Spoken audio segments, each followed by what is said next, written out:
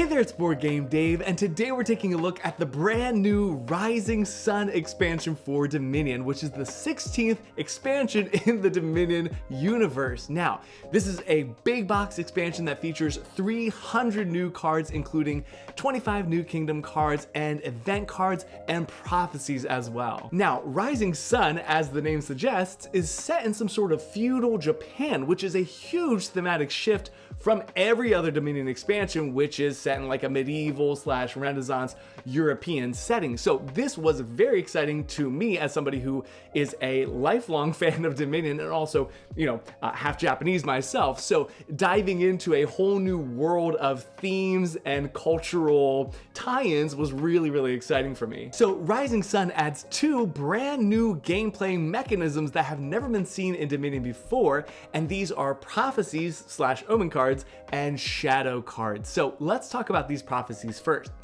Prophecies work very similarly to landmarks in that they add some sort of new twist or rule to the game that changes gameplay significantly, sometimes fairly innocuously, and sometimes in an extremely violent, upheaving way, as you'll see further on when we talk about the prophecies. But the catch with prophecies is that they have a delayed activation. So depending on the player count, you're going to put these sun tokens on the prophecies. And then anytime you play an omen card, it's going to say +1 sun or whatever. And that means to remove a sun token from the prophecy card. You only play with 1 prophecy card, by the way, in each game where you have omen cards.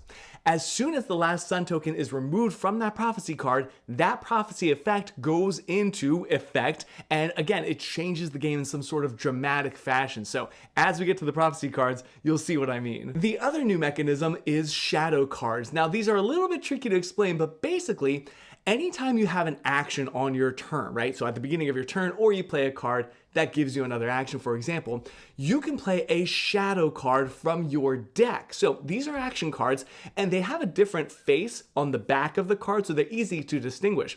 And anytime you shuffle your deck, you're going to separate those shadow cards and place them at the bottom of your deck. So they even recommend maybe putting them sideways so you can easily see them sitting there at the bottom of your deck. So again, if I have, I play a card that gives me an action, instead of playing an action card from my hand, I can pull one from the bottom of my deck and put it into play. This is an extremely innovative and unique and intriguing new mechanism because it gives these cards that are very situational a lot more power because you can bring them into play whenever you want because they're sitting there available at the bottom of your deck. So these are shadow cards, but we'll talk more about them as they arise in our cards overview. Oh, and one more thing I'll mention very quickly is the concept of debt. So debt is a fairly new idea in Dominion, but it used to be you could only get debt as a consequence of buying certain cards or events. But now in Rising Sun, debt is part of card effects. So you might play a card that gives you 5 more cards and a buy,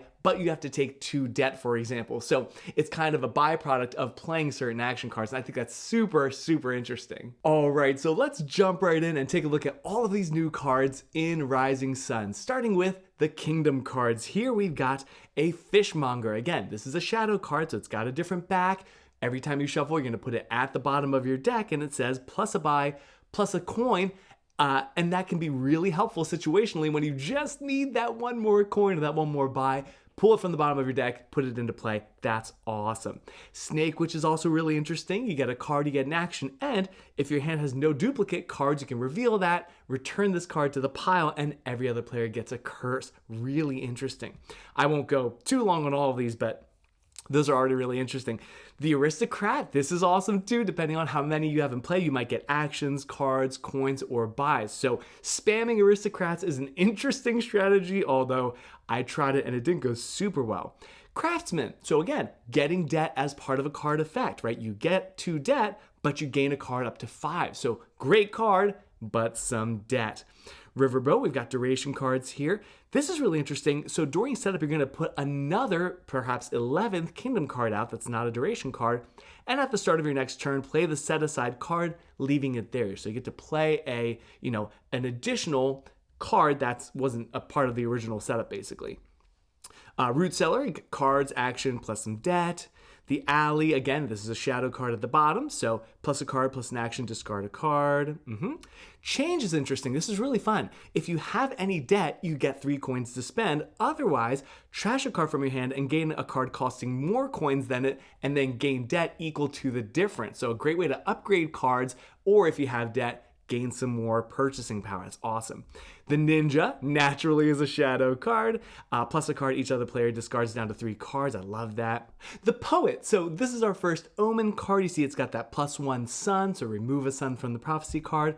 Plus a card, plus an action, reveal the top card. If it's cheap, add it to your hand. River Shrine, another Omen card. Trash up to 2 cards, so on and so forth. Rustic Village. I have to point out the art on this card, and I'll zoom in here, is so bizarre and terrible. Tetsu Kayama is the artist, and I'm so sorry to say this, but this whole illustration is crazy to me, but maybe it's just me.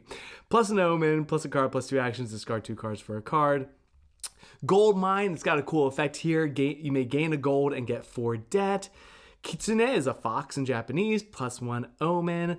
Choose 2 different options, plus 2 coins, 2 actions. Each other player gains a curse or gain a silver. Litter, gain a debt there, strong card. This is an interesting one. This is the Rice Broker, plus an action. Trash a card from your hand if it's a treasure, plus 2 cards. If it's an action, plus 5 cards. Super powerful. Tea House has a little bit of everything. Rolling is draw until you have 7 cards in your hand. Again, another shadow card. Really good way to grab that from the deck, get a whole bunch of cards. Tanuki is a raccoon. Trash card from your hand, gain a card costing up to 2 more than it. Again, a shadow card. Big, powerful card here, Imperial Envoy, plus 5 cards, plus a buy, plus 2 debt. Oh, this is really interesting. So, an attack card, the Samurai, each other player discards down to 3 cards in hand 1 time, and for the rest of the game, you get an extra coin on your turn. That's great. Mountain Shrine costs 5 debt there. Trashing card. Rice is interesting. This is really cool. So it costs 7. You get plus a buy and then plus a coin per different type among cards you have in play. So with all these expansions, that can be a lot of types, right? So action, shadow, omen, duration, attack, right? Lots of different cards there. Command. Let's see. Daimyo, very expensive card with debt there, but you can replay an action card. And then finally, the last Kingdom card is the Artist, plus an action, plus 1 card per card you have exactly 1 copy of in play. Super interesting. I love that one. So those are the Kingdom cards, and then we have the Prophecies. I think maybe there's 15. So some of them, like I said, fairly basic, some of them extremely dramatic. So Approaching Army, for example. Remember, these don't start the game in effect. They come into effect once that last token is removed. So you're going to add an extra attack pile to the game, first of all, during setup, and after you play an attack card plus a coin. So it incentivizes attacking more, right? Biding Time, you can set aside a card for the next turn. If you gain a card that doesn't cost 0, gain a copper. That's brutal. Divine Wind, when you remove the last Omen token, remove all Kingdom cards. Okay. This is Divine Wind is a crazy card. So let me start over.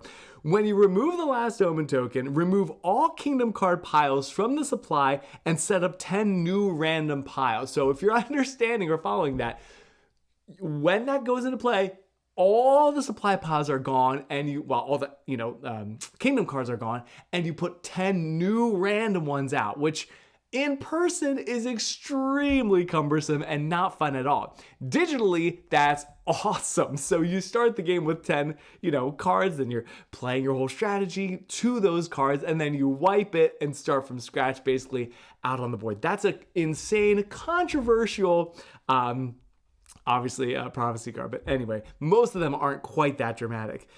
Treasures are also actions, so when you play a treasure, you can make it plus a card plus an action instead of the treasure. Interesting. Cards cost 1 less. Awesome. You can use action plays as buys. Interesting. The first time you play each differently named treasure each turn, you get a buy and a coin. That's awesome. Great Leader is an amazing card and leads to some extremely amazing combos. After each action card you play, plus an action. That's insanity. I love that. When you gain a treasure, gain a cheaper card. Great. Harsh Winter. When you gain a card on your turn, if there's debt on its pile, take the debt. Otherwise, put 2 debt on the pile. Interesting. At the start of your turn, and when you remove the last token, gain an action card to your hand. Panic is a crazy one. So when you play a treasure, you get 2 buys. That's nice. But when you discard treasures from play, they go back to the pile. So if I play a turn with 4 coppers and a silver, right, that's 6 money, but those all go back to the piles. So your coins are going to go away really fast. That's an insane card effect. So prophecy there. When you gain a card, put it onto your deck. When you gain an action or treasure, set it aside. Play it at the start of your next turn. And I think, is this the last one here? At the start of your turn, choose one, gain a curse onto your deck, or discard 3 cards. So some of them are great, some of them are very brutal. And then finally, we have just a few events here. So events are things you can buy on your turn, but they're not cards you add to your deck. So if you have no action cards in play, get an action costing up to 5, trashing cards, getting really powerful cards, but gaining debt equal to its cost. And let's see, searching for an action card. Kintsugi is repairing pottery with gold, which is interesting. So you're going to trash a card from your hand. If you've gained a gold this game, gain a card costing up to 2 more than the trashed card. Play an action card twice. I love that. Action cards in play plus a card. Trash that many cards. Gaining differently named action cards that you don't have copies of in play is really strong. This is fun. This costs 7, but you get a card costing exactly 3, exactly 4, and exactly 5. And I guess the last one here is continue. So it costs 8 debt, but once per turn you can gain a non-attack action card costing up to 4, then go back to your action phase and play it with an action and a buy. So that's your last event, and those are all the cards. And those are all the new cards in this brand new Rising Sun expansion for Dominion. And I've been having a blast exploring this expansion on the app. I love the new card effects, I love the new thematic setting, and I like most of the card art a whole lot. So there's so much to explore. The prophecies are amazing. Those shadow cards are extremely intriguing, like I said, trying to find the best way to play those cards from the deck. It's fascinating. So I highly recommend that you give this expansion a try, either on the app or using a physical copy if you can. If you'd like to know more about the app I've been talking about, you can check out this video right here. If you want to know about my favorite, I think still favorite expansion for Dominion, you can check out this video right here. If you have any questions or comments, of course, leave them down below. I respond to every comment, so go ahead and do that. And in the meantime, have a wonderful week, take care, and happy gaming. Bye.